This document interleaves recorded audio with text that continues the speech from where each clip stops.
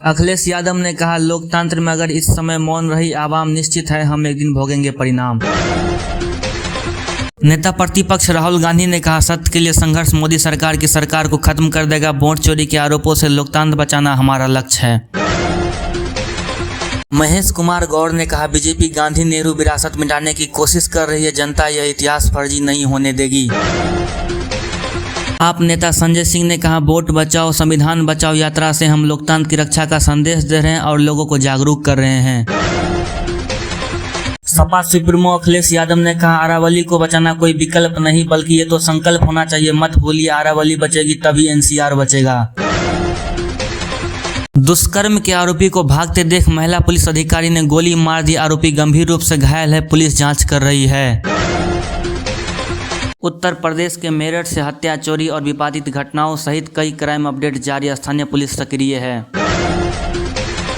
लुधियाना में घरेलू विवाद में पति पत्नी ने एक दूसरे को छुरा मारा, दोनों की हालत गंभीर बताई जा रही है।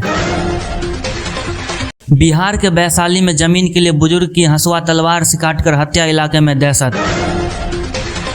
भारत के कोयला खदान में बड़ा हादसा, खदान का हिस्सा ट्रक पर गिरा, मजदूर फंसे और मचा कोहराम। पश्चिम बंगाल में टीएमसी से निलंबित हुमायूं कबीर का बड़ा ऐलान, नई पार्टी बनाकर 294 सीटों पर लड़ेंगे चुनाव। हुमायूं कबीर ने बंगाल में रखी बाबरी मस्जिद की नींव। तेलंगाना में धर्मों का अपमान या अपशब्द बोलने पर रोकथाम की तैयारी, विधानसभा में प्रस्ताव पेश करेगी कांग्रेस सरकार। सीएम रेवंत रेड्डी का सबसे बड़ा घोषणा। भोपाल मेट्रो में पहली बार बैठे यात्रियों ने किया डांस, संडे के दिन मेट्रो में घूमे लोग। पहले दिन 6000 सवार हुए, बच्चों की टिकट को लेकर विवाद बनी रही। दिल्ली सीएम रेखा गुप्ता पर अटैक मामले की आरोप थे, कोर्ट बोली यह हत्या की साजिश थी। महाराष्ट्र निकाय चुनाव में एनडीए को 214 सीटें मिली, जहां भाजपा को सबसे ज्यादा 120 सीट मिली। निकाय चुनाव में मायावती की शानदार जीत पर पीएम मोदी ने दी बधाई, कहा महाराष्ट्र अब विकास की ओर है।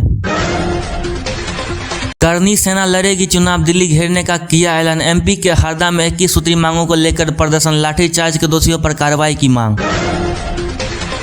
यूपी में पंचायत चुनाव को लेकर मंगलवार को जारी होगी पुनरीक्षण सूची, 21 दिसंबर तक दर्ज कर सकते हैं जनता अपनी आपत्ति। दिल्ली में नकली मोबाइल फोन बेचने वाले गिरोह का किया खुलासा, ब्रांडेड बताकर 30 से 40 हजार में बेचते थे 4 गिरफ्तार। किसान नेता राकेश टिकैत ने दी चेतावनी, बोले सरकार का कोई ट्रक मुजफ्फरपुर आया तो वापस नहीं जाएगा। 2047 तक शहर में बसेंगे आधे लोग, गृह मंत्री अमित शाह ने कहा रियल एस्टेट होगा इकोनॉमी का सबसे बड़ा पिलर। असम में राजधानी एक्सप्रेस की दुर्घटना में 7 हाथियों की मौत, दुर्भाग्यपूर्ण है। सरकार को ऐसे संवेदनशील क्षेत्रों में जानवरों की सुरक्षा व बचाव की उपाय करनी चाहिए। दिल्ली एनसीआर यूपी बिहार राजस्थान में घना कोहरा और शीतलहर, मौसम विभाग ने अलर्ट जारी किया, यात्रा और जल जीवन प्रभावित है।